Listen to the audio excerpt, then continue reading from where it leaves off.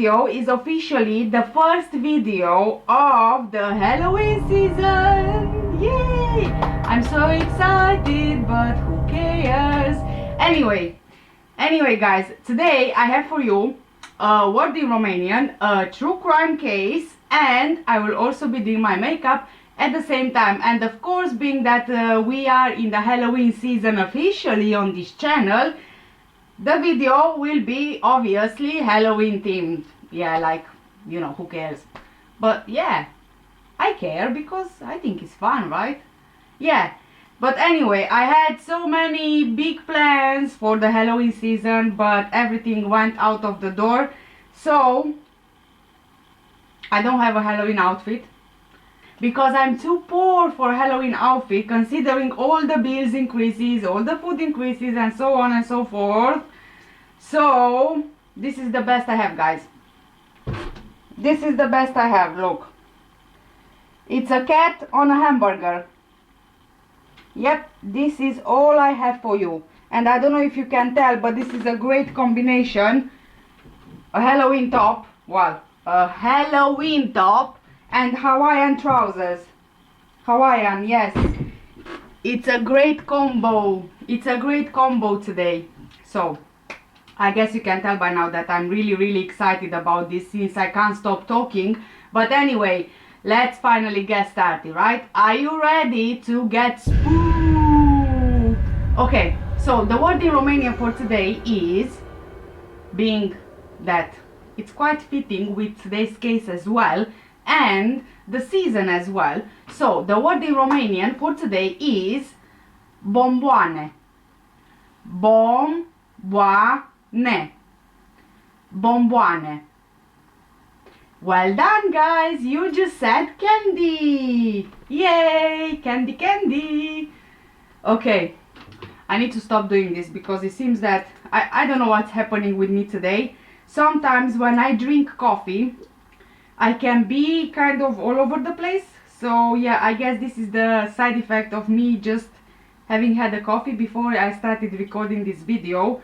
And at times like this, you can't get me to stop talking. So I guess that the channel I have on YouTube is the right fit for me, because if I can't stop talking, at least I'm going to be talking to someone. Yes, okay, enough of rambling. Okay, on a spooky and rainy Halloween night in 1974, streets in Deer Park, Texas were full of trick-or-treaters. Obviously, because, you know, it's Halloween, kids were out trick-or-treating in their neighborhood, not knowing that they were about to become victims of a deadly Halloween trick.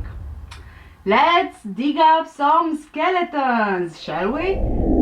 Ronald Clark O'Brien, born on 19th of October 1944, lived with his wife, Daynan, in Deer Park, Texas, with their 8-year-old son Timothy and 5-year-old daughter Elizabeth.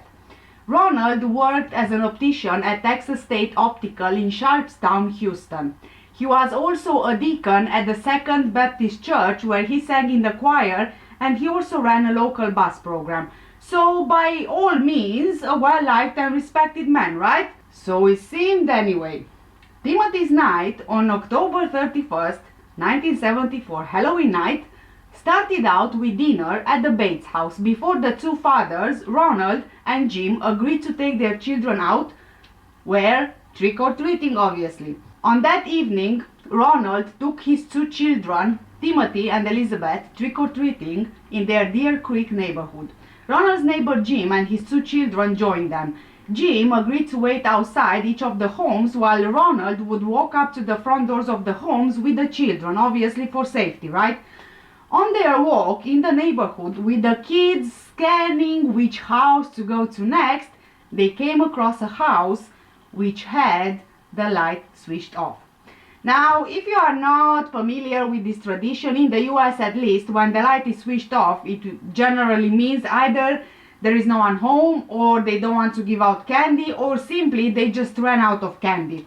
I don't think that this is the practice in the UK as much, or at least the area that I am in, because here no matter of the lights being on or off, kids will knock on the door anyway. So anyway, Timothy and the other kids, even though that they knew of this rule, they didn't really follow it. I mean, they didn't really have the patience for it, so they just ran knocking on this door as well, but no one answered. Usually Jim and Ronald would follow the kids, the fathers, to keep a close watch on them so they don't wander off, and the kids knew that. However, because they didn't get any candy from that house, the kids grew quite impatient and they ran ahead to the next home. Ronald was left behind. Just a few seconds later, he joined Jim on the pavement holding 5 straws filled with powdered sweets. He told his neighbor that the couple were actually in the home, but they didn't quite reach the door on time, and instead they had given him the candy for the children. After eventually catching up with the children, Ronald showed them the 5 huge pixie sticks, 21 inches tall. He said that he got this candy from the owner of the house who didn't answer the door at first.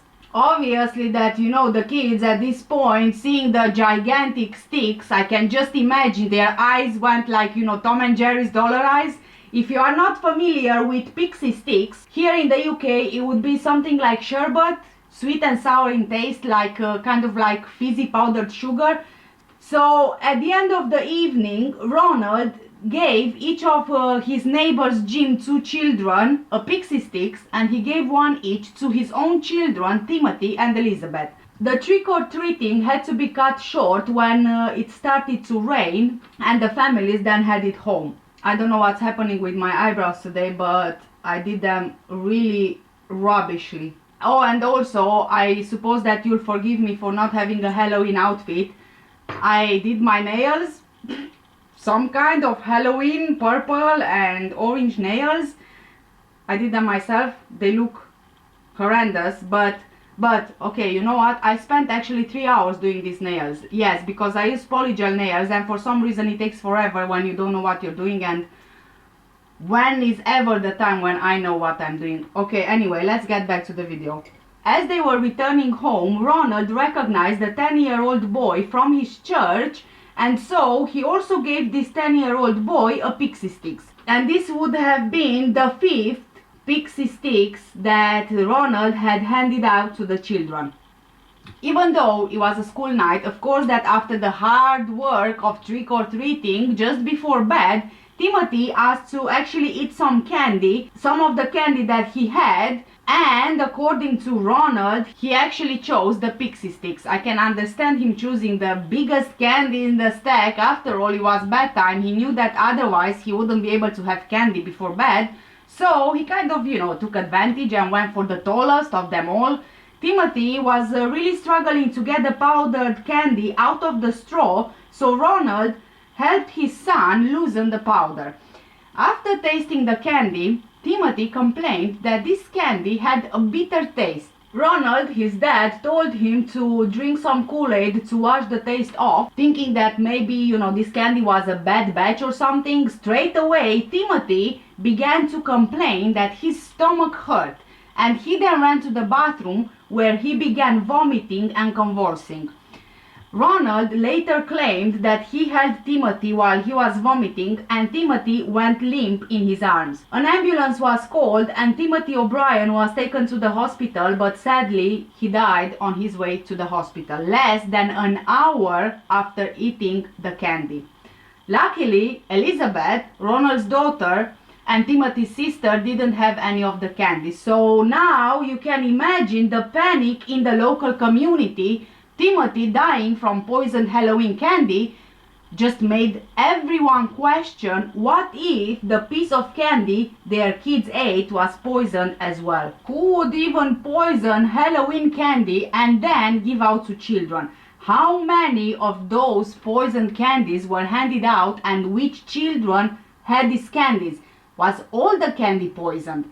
A lot of parents in Deer Creek and the surrounding area turned in the candy that their children got from trick-or-treating to the police, scared that this candy as well was laced with poison.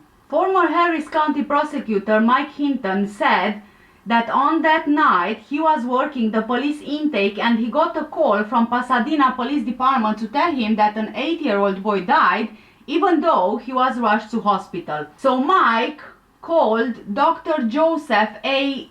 Jaganchik, the chief medical examiner of the nearby community of Harris County. He told him the situation, and Dr. Joseph asked what the boy's breath smelled like. After calling the morgue, it was determined that Timothy's mouth held a slight scent of almonds.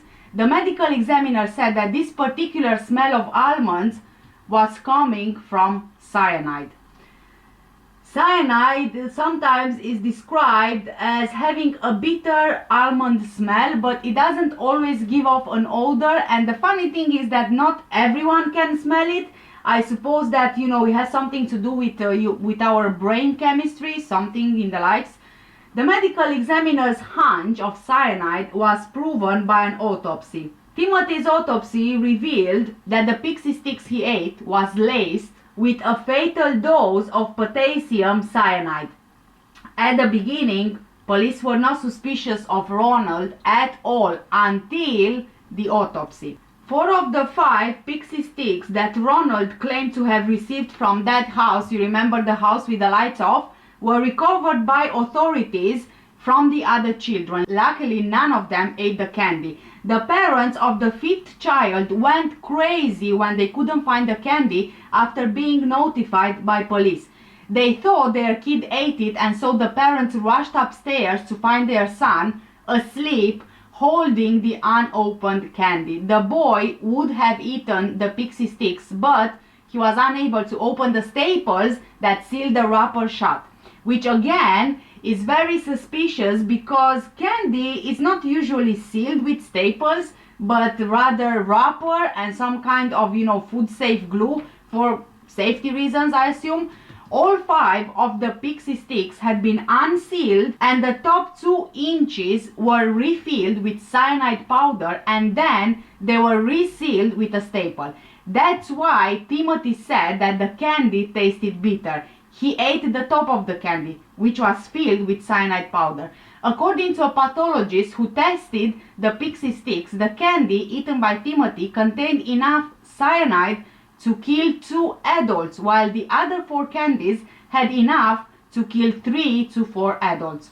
As you can tell by now, this was clearly planned, meticulously planned even. The person responsible took the time to buy the biggest candy to make sure that they entice the kids. They unsealed the candy, filled the top with cyanide, and resealed the candy with staples. So they quite clearly had a plan in mind, right? It wasn't something which was thought in the moment. It was, in my opinion, you know, carefully planned and executed. Of course that the police opened an investigation, and Ronald O'Brien initially told police that he couldn't remember which house he got the pixie sticks from. However, police became suspicious because Ronald and his neighbor Jim had only taken their kids to homes on 2 streets because it was raining that evening. And besides, who wouldn't remember the only house that had the lights switched off on the street, especially since they've only been on 2 streets. Police became even more suspicious after they found out that none of the homes Ronald visited with the kids and his neighbor gave out pixie sticks. After walking the neighborhood with the police 3 times, Ronald eventually led them to the home where no one had answered the door that night on Halloween. He claimed that he went back there to the house before catching up with the group. He said that the owner of the home didn't turn the lights on, but did crack the door open to hand him 5 pixie sticks. He said he only saw the man's arm, which he described as being hairy. Hairy.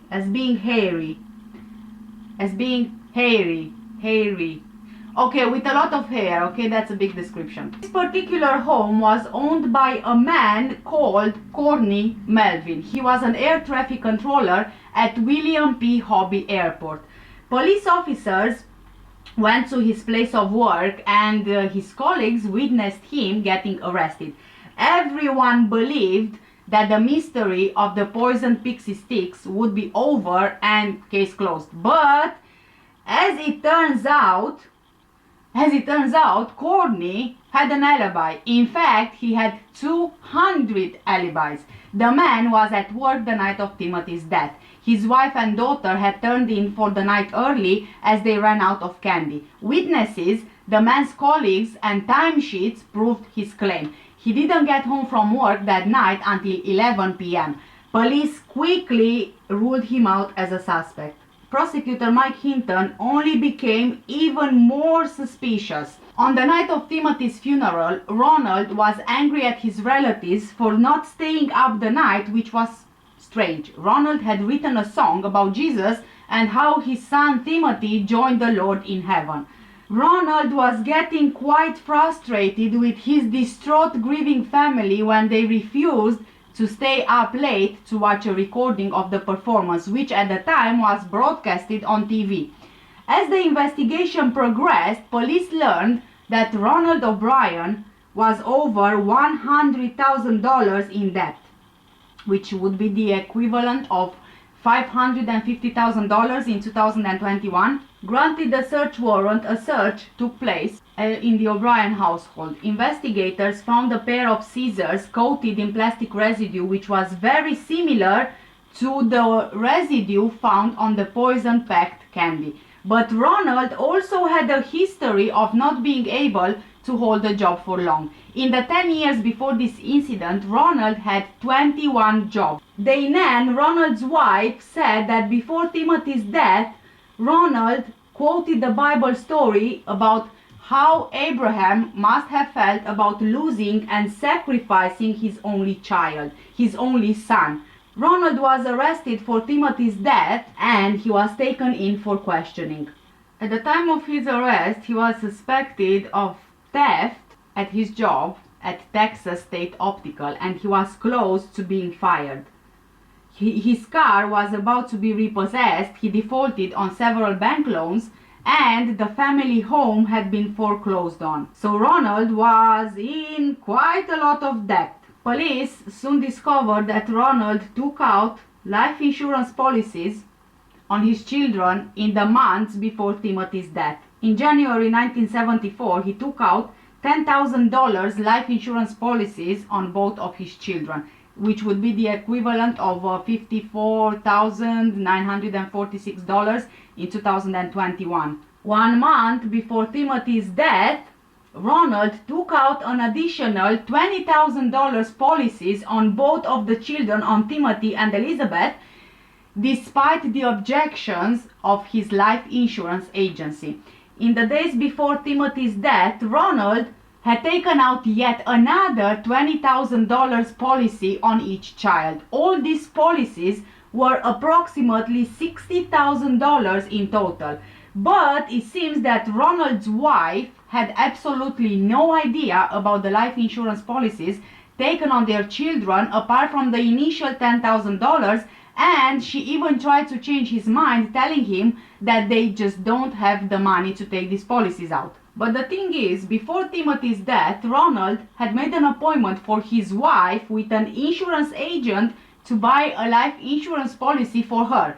Later on, his wife would say that she was the intended victim, but the appointment got cancelled because they couldn't afford to pay the premiums.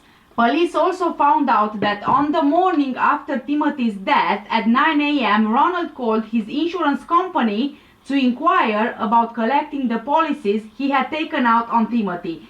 Ronald was going to community college and in class would ask his professor questions like, what is more lethal, cyanide or another type of poison? Shortly before that Halloween night in 1974, Ronald had visited a chemical supply store in Houston to buy cyanide, but he left without buying anything after he found out that the maximum amount he could buy was 5 pounds.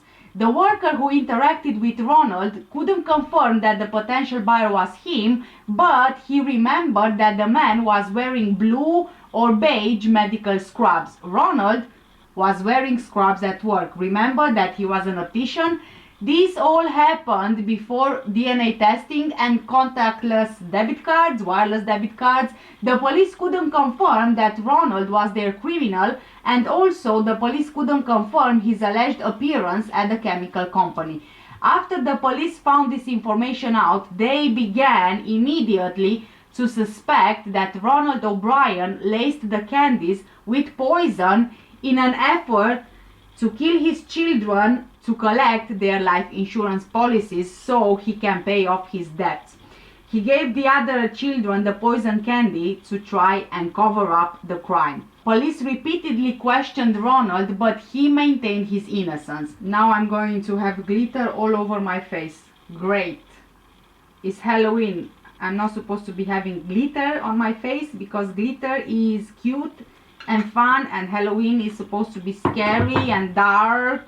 Okay, so although there was one thing that Ronald really loved, the attention that he was getting. He loved that. Even though police never discovered when or where Ronald bought the poison, he was arrested for Timothy's murder on November the 5th, 1974. He was indicted on 1 count of capital murder and 4 counts of attempted murder. He entered the plea of not guilty to all 5 counts. His trial began in Houston on May the 5th, 1975. Most of today's testimony came from Jimmy Bates, a close friend of the O'Brien family. Bates said that before Halloween, O'Brien asked if he could bring his children over to trick-or-treat with the Bates children on Halloween night. Both families ate dinner together, and then the fathers took the children trick-or-treating. Bates said O'Brien went to one house where no one appeared to be home, and after the children had scampered ahead to the next house, O'Brien came off the front porch carrying the pixie sticks. He gave the pixie sticks to the children and then later took them back and said he wanted to stop at his car for a moment. Bates said when O'Brien came back into the Bates house, he returned the pixie sticks to the children. Later that night, Timothy O'Brien died from eating a poisoned pixie stick. Death of young Timothy. It was later shown that the youngster had died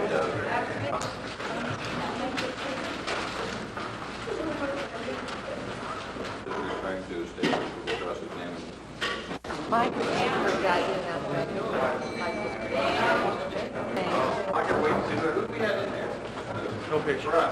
During the trial, a chemist who knew Ronald testified that in summer 1973, a year prior to Timothy's death, Ronald contacted him to ask about cyanide and how much would be fatal. A chemical supply salesman also testified that Ronald had asked him how to buy cyanide. Friends and co-workers testified that in the months before Timothy's death, Ronald showed an unusual interest in cyanide and spoke about how much it would take to kill a person. Ronald's sister-in-law and brother-in-law testified that on the day of Timothy's funeral, Ronald talked about using the money from Timothy's insurance policy to take a long vacation and buy other items. Ronald's wife said that it wasn't Timothy who chose the pixie sticks. Remember that Ronald said at the beginning it was Timothy who actually chose the biggest candy from the stack? Well, according to Ronald's wife, it wasn't him who chose the pixie sticks. Ronald, in fact, was the one that forced Timothy to choose the pixie sticks. Former Harris County Assistant District Attorney Mike Hinton, who prosecuted the case, said that the whole community was in shock, and he added, quote, "We were all shocked that someone would kill their own son, their own flesh and blood, for a lousy $40,000 life insurance policy," end of quote. Ronald continued to, oh my god, I put too much water on this sponge. Ronald continued to maintain his innocence, and his defense mainly relied on the decades-old urban legend concerning a mad poisoner who hands out Halloween candy laced with poison or needles or candy apples with razor blades inside. That's what Ronald as well claimed happened. These stories have persisted despite the fact that there are no credible instances of strangers poisoning Halloween candy. So technically Ronald would have been the first man to give out poisoned Halloween candy. The case and the following trial gained national attention, and the press nicknamed Ronald the Candyman. On June the 3rd, 1975, a jury took 46 minutes to find Ronald O'Brien guilty of capital murder and 4 counts of attempted murder. The jury took 71 minutes to sentence Ronald to death by electric chair. Shortly after he was convicted, Ronald's wife filed for divorce. She later remarried and her new husband adopted her daughter Elizabeth. At the time, men sentenced to death under Texas law were confined to the Ellis 1 unit near Huntsville, Texas. According to Reverend Carol Pickett, a former chaplain who worked for the Texas Department of Criminal Justice, Ronald was shunned and despised by the other death row inmates for killing his child and was absolutely friendless. The inmates apparently petitioned to hold an organized demonstration on Ronald's execution date to express their hatred of him. Ronald's first execution date was set for August the 8th, 1980. His attorney successfully petitioned for a stay of execution. A second date was scheduled for May 25th, 1982, but that date was also postponed. Judge Michael McSpadden scheduled a third execution date for October 31st, 1982, the 8th anniversary of the crime, and he offered to personally drive Ronald to the death chamber. It was to have been the first time that Texas executed an inmate by lethal injection. The Supreme Court delayed the date yet again to give Ronald a chance to pursue an appeal to seek a new trial. A fourth date was scheduled for March 31st, 1984. On March 31st, 1984, he was finally put to death for his crime. Ronald's lawyer requested a fourth stay on the basis that lethal injection was a cruel and unusual punishment. On March 28, a federal judge rejected the request. On March 31st, 1984, shortly after midnight, Ronald O'Brien was executed by lethal injection at the Huntsville unit after 10 years of being on death row. At this point, the U.S. Supreme Court had decided that the electric chair was an abnormal and overall cruel punishment for all death row inmates. Ronald's last meal consisted of T-bone steak, medium to well done, French fries and ketchup, whole kernel corn, sweet peas, lettuce and tomato salad with egg and French dressing, iced tea, sweetener, saltines, Boston cream pie and rolls. Ronald's last words were, "What is about to transpire in a few moments is wrong. However, we as human beings do make mistakes and errors. This execution is one of those wrongs, yet doesn't mean our whole system of justice is wrong. Therefore, I would forgive all who have taken part in any way in my death. Also, to anyone I have offended in any way during my 39 years, I pray and ask your forgiveness, just as I forgive anyone who offended me in any way. And I pray and ask God's forgiveness for all of us, respectively, as human beings. To my loved ones, I extend my undying love. To those close to me, know in your hearts I love you one and all. God bless you all, and may God's best blessings be always yours. Ronald C. O'Brien. P.S. During my time here, I have been treated well by all TDC personnel." End of quote. But we begin with a Halloween horror that still haunts the Houston area 40 years later. And good evening, friends. I'm Dave Ward. And I'm Gina Gaston. He is being called the Candyman, a Pasadena father of 2 who passed out poison candy to trick-or-treaters Halloween night 1974. The only victim killed in that crime was his 8-year-old son. Eyewitness News reporter Pooja Lodia joins us live from the infamous neighborhood where it all happened. Pooja? Dave and Gina, it's hard to imagine a more innocent, a more trusting, a more American tradition than trick-or-treating. And as you can see, it's still going on right here in Pasadena. But on this same street, if you walk just a few steps down, you'll find one of the most horrific, one of the most gruesome Halloween horror stories ever recorded. It was kind of a cold and kind of a misty damp night. It was 40 years ago tonight, a Halloween that changed everything. Since it had been raining, Mr. O'Brien had a raincoat on, and unbeknownst to his friends who he was with, he had the pixie sticks shoved up the sleeve of his raincoat. Ronald O'Brien gave pixie sticks to 5 children, including 2 of his own.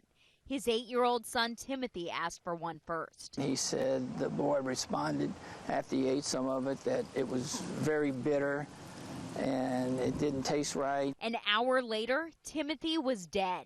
The pixie sticks were found to be filled with cyanide. O'Brien claimed to be shocked. He gave a eulogy in church that Sunday night that had the whole congregation crying. Parents across the country vowed to never celebrate Halloween again. This home where O'Brien claimed to get the pixie sticks was shrouded in suspicion. Someone took it upon themselves to take the trust and the fun away from a lot of parents and a lot of children. Then police learned O'Brien had just taken out life insurance policies for his children. I found an adding machine tape, okay? It had all his bills written out next to the numbers. On the adding machine tape, he had added them all up, and it came to almost the exact amount of what he stood to collect. A jury took less than an hour to convict O'Brien, an hour and 5 minutes to sentence him to death. He was just very cold and calculating, okay? And he saw a means to an end to get out of debt. And it's as simple as that. Halloween's never going to be the same, right? Never will be the same. Not like it was before this happened. And O'Brien claimed that he was innocent until he was killed by lethal injection. Reporting live in Pasadena, Pooja Lodia, 13 Eyewitness News.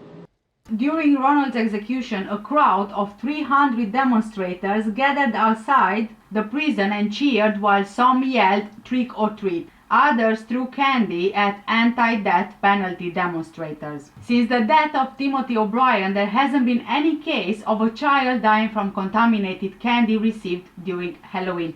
And with this, we got to the end of our first Halloween season video. Please guys, do let me know, what do you think in the comment section down below? Have you heard of this case before? I mean, I know that on YouTube it has been extensively covered by a lot of big YouTubers. And yes, I guess I really hope you enjoyed it, and if you are interested in any of the makeup that I use for today's video, all of the products are linked in the description down below. But just a disclaimer, I'm having a horrendously hard time putting my eyelashes on. It's just ridiculous. I mean, each time, you don't see it in the video, but each time when I'm putting my eyelashes on, it takes me literally half an hour before I can put them on. So please do let me know if you guys usually wear false eyelashes. Do let me know how do you fix them properly on, because I am struggling and really struggling at the eyelashes. So that's why you normally don't see them properly put on, because it's a real struggle for me to put this on. Yes, so please, if you do have any tips on how I can put my eyelashes on properly without spending half an hour literally putting them on, please do let me know if there is an easy way to do it. Please. Anyway, thank you so much for watching today's video. Again, do let me know what do you guys think in the comment section down below, and I will see you in the next video. I think that we are going to have a full month of Halloween themed videos for you this month in October. So yeah, I'll see you in the next one. Bye.